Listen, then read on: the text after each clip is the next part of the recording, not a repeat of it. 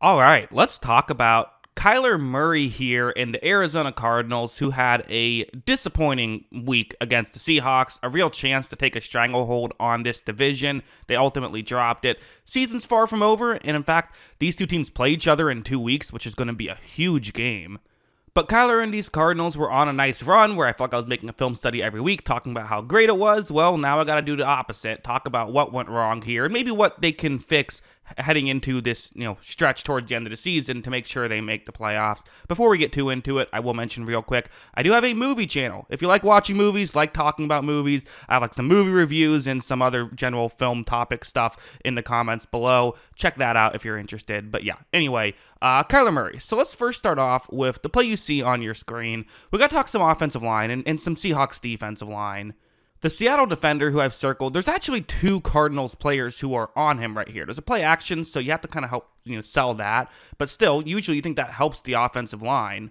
And yet, despite that, you're going to see right here, this play does not work as designed, does not block well enough. Kyler, actually got rid of the ball relatively quickly there, but it still got batted down, he got disrupted, which resulted in what was originally called a fumble touchdown. That clearly wasn't the case, but it was still an incomplete play. So this is Leonard Williams, who had 2.5 sacks, and quite frankly, they just couldn't block him in this game. It was a real issue, and that really hurt things. And also heading over here, this is an underrated thing, but it's so important when you're playing a guy like Kyler Murray. You got to make sure that you contain him. You can't let him get to the outside. You can't let him have these 10, 15-second long plays, right? So that's what Seattle, I think, did a great job of in this game. The player I've circled now is Draymond Jones. I believe it's Draymond Jones. It's 55 or 53. 53 would be Boye Mafe, but I believe it's Draymond Jones. Watch what he's going to do. You see that Kyler takes the snap, and Jones here does a really good job of driving the tackle back. But also at this point, okay, Kyler's in trouble. No worries. Let me just scramble out and make something else happen. Well, no, Jones is able to create enough contact that Kyler gets rid of the football. Again, good job by Kyler, but for Jones, you'll take that all day long, right? If you can not allow him to get outside the pocket, if you have to make him a pocket passer, you're taking away one of the things that makes him special. He's a great pocket passer. Kyler Murray is not a guy you want throwing the ball in the pocket because he can still be great there, but you're taking away one of the things that makes him special. And heading over here, I want to be clear, there were some good plays from Kyler Murray and the Cardinals. Like, they were able to do stuff like this, and I actually think that in the next game, they're going to try and really focus on this. I think it's the way to beat Seattle, is you have Seattle in zone coverage, and what the Cardinals are going to do is have multiple receivers run these routes, going from the offense's right to the offense's left. Marvin Harrison Jr.'s route is going to try and get into kind of that middle area of the field. Watch. Kyler takes a snap. He looks over. He's going to, he steps up in the pocket, actually. Again, that's kind of the Kyler Murray thing, what he can do.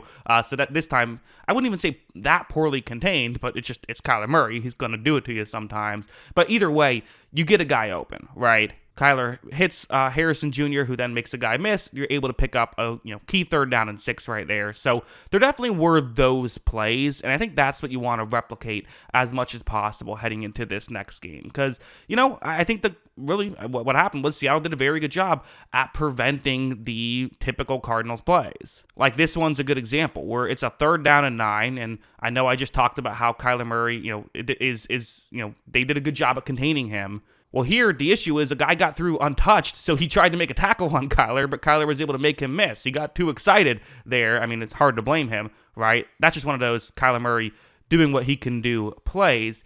And now he's just throwing up a jump ball. And, as crazy as this seems, let's be honest, how often have we seen Kyler Murray hit on these plays this season? But the other thing Seattle did was they defended really well. They covered really well.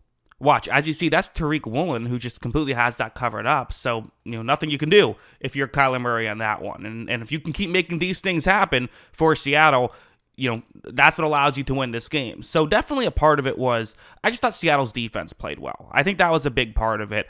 I do think that there were some mistakes from the Cardinals, for sure. And even some on the same play. Like this play. What I mean is good defense and offense could have been better. So it's going to be a situation where it's zone coverage in the end zone in a key spot here in the game. If the Cardinals scored a touchdown, this is a completely different game because they kicked the field goal to make it a 7-point game, which you understand the logic behind. The issue was Seattle then got 3 points of their own, kept it a 2-score game, and that was kind of the dagger, really. Had Arizona gotten a touchdown, then the only way Seattle could ice the game would be by getting a touchdown, something they have only done once in this game offensively. They also got a touchdown that we'll talk about in a second. But anyway, long story short, an important play. You see the concept on the screen. There's a couple of routes that could work, one more underneath, one further down the field. However, when Kyler Murray takes the snap, he looks over and doesn't love what he sees, and for good reason. I mean, could he throw the underneath route? He could. That's risky. I get why he doesn't want to, so he's going to decide not to.